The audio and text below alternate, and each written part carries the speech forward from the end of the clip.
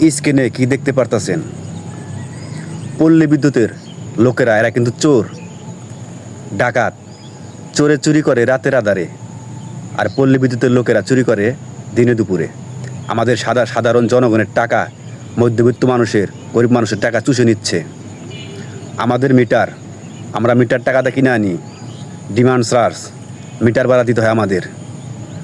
50-75 ইউনিটের উপরে গেলেই আমাদের ইউনিট বেশি দিতে হয়।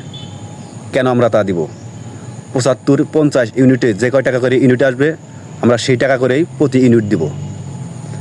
আমরা এদের বলবো চোর? আমরা সাধারণ যারা জনগণ আছি, আমরা সবাই এক হই। এই পল্লী বিদ্যুতের অফিসের লোকদের আমরা ধরতে চাই শক্তভাবে।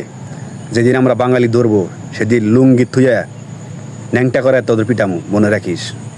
তোরা সাধারণ জনগণের টাকা চুরি করছিস দিনে দুপুরে। তোদের টাকা হালাল হয় না, তোদের টাকা হারাম, বুঝছস? ভালো টাকা কামাই করতে যে কতটা পরিশ্রম যে পুরুষ করে সেই জানে টাকা কামাই করতে কি।